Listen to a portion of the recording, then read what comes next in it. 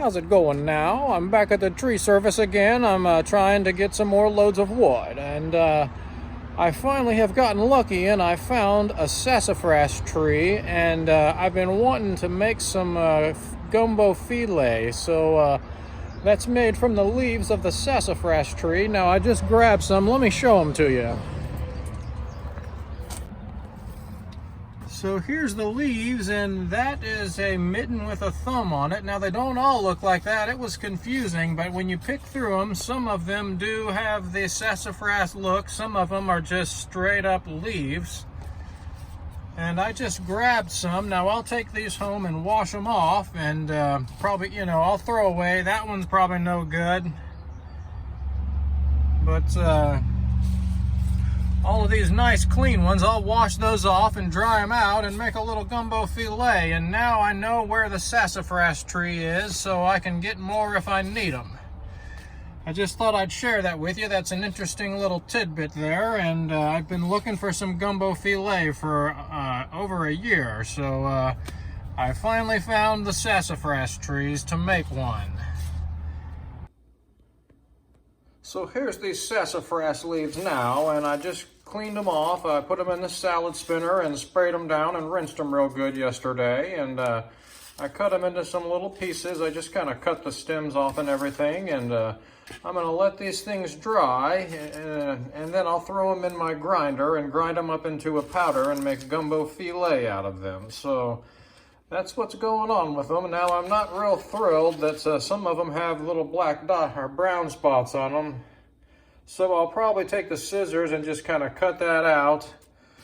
But I mean, it's organic, natural stuff. There was no bugs on it or anything. So I mean, it just can't be that bad. I rinsed it off with some nice water and everything. So I'm gonna give it a try. We'll just see. I'll grind those up and kind of give them a little bit of a taste test, and I may go back and try to find some better looking leaves, because I am not thrilled with the little brown spots on them, but that's just kind of nature. It's 95 degrees outside right now, and they may just have a little bit of sun scorching on them. So it would probably be best to get these things in the spring when they first come out and they're just real nice and new and supple, but I didn't do that. But now I know where the sassafras tree is, and I can always go back and get more.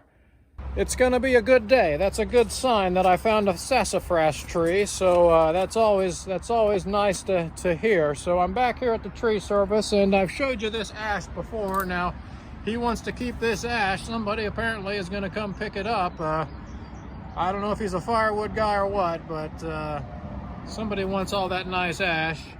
But anyways, I got all this ash over here. You saw me the crane dropping that off, and I didn't record it all, but they dropped those large pieces there. So I'm gonna buck that up today. And there's a walnut log on the ground right there, and it's got mud on it. So I'm gonna get my MS-180 out with that little dull chain and see if I can't get through that, because you can see the mud on that. And I don't even think I'm going to sharpen that saw. There's no sense in sitting there and sharpening it just to run it through the mud. So I'm just going to see if I can't muscle my way through that and at least get through the mud and do it that way. But that's what I'm up to. I'm back here getting some loads of wood, and I'm excited to find the sassafras trees. So thanks for joining, and I'm going to get to bucking this stuff up. I'm going to get all my saws and my equipment out here and everything. I like to get everything laid out on my tailgate here, and I got to get my saws and my gas and my oil and all that, and turn my log splitter around. So that's what I'm going to do now. I'm just going to get set up here and get on with another day of bucking and loading some wood. So here we go. All right, well, this is what it looks like when somebody has a dull chain. Things are about to get really ugly right now, and I'm aware of what's going on. I already told you I'm using this chain that's dull because I don't want to sharpen it just to run it through the mud. So I wanted to just use this dull chain that's down to itty bitty little nubs. I mean, it's all the way back to the back of the chain. The teeth are tiny on this thing. And I just wanted to try to get through this mud, but I really start fighting this hard, and it's cutting crooked, so the cut is curved down in the kerf, and the saw blade is trying to bend to get through it, and I'm rocking it back and forth, and it's just it's throwing out powder on the other side. So I just kind of made a nice score into these logs through the wood there that's on that one side, and got through the wood, and I kind of tried to make some little notches, and then I pulled out my other saw and finished these cuts here in a minute. I do mention the chain on my 025 is a little bit wider than the chain on that saw, so I kind of tried to open up the kerf a little bit there so the chain would fit in. And it worked out a little bit. It worked out. It wasn't great, but I mean, at least I didn't just ram that brand new 025 chain through the mud. So I did the best I could to avoid sharpening a chain. That's just what happens when you get dried mud on these logs. Some of you guys know about this stuff, and this is, to me, that's just real world stuff. If you know you're going to be running a saw through the mud, there's no point in sharpening it, in my opinion.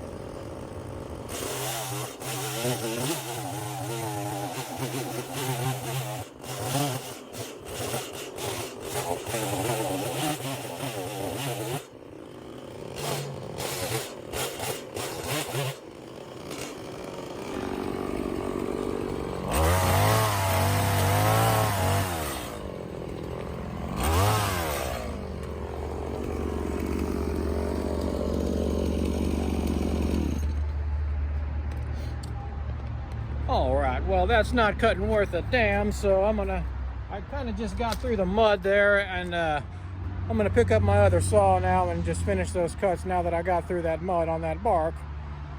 Well, the only problem is the chain is wider than it is on that MS-180, so I gotta be careful, but that MS-180 with that chain's just down to little bitty nubs, and it's really dull at that, and I'm not gonna sharpen it again just to run it through the mud, so that is what it is. I'm gonna put a new chain on that thing soon. I got one in the truck, but I'm gonna go ahead and fire up my other saw and finish bucking up that walnut log, and buck up some other wood too. So here we go.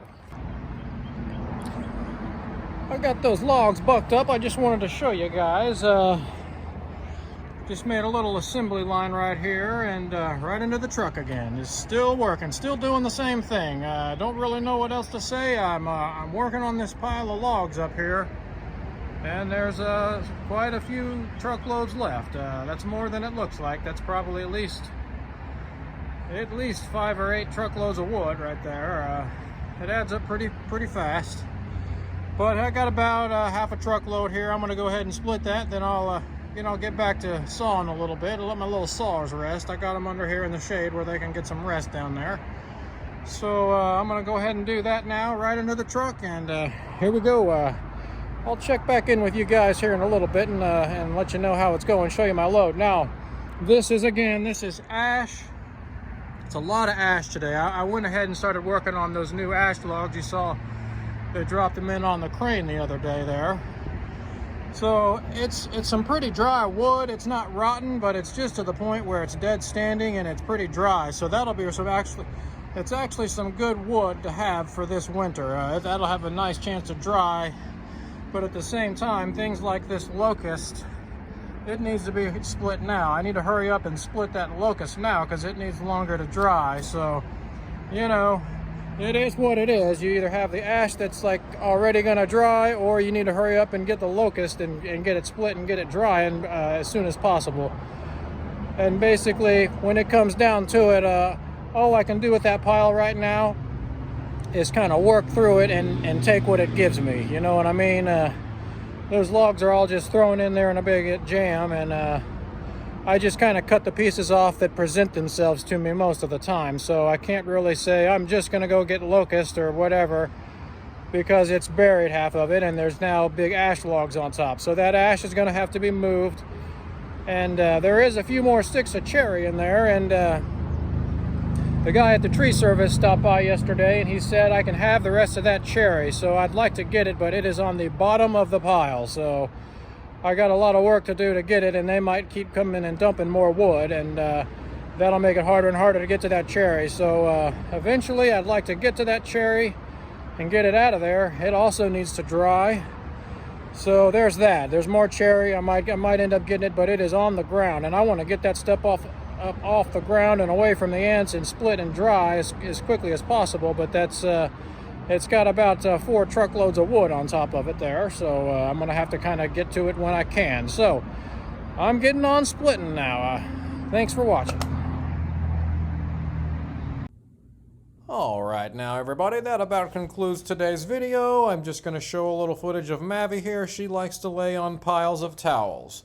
Now, if you came by because of the gumbo filet, because that might be in the title of this video, all I'm going to do is dry those leaves and then grind them into a powder and give it a taste test. Stick around for future updates.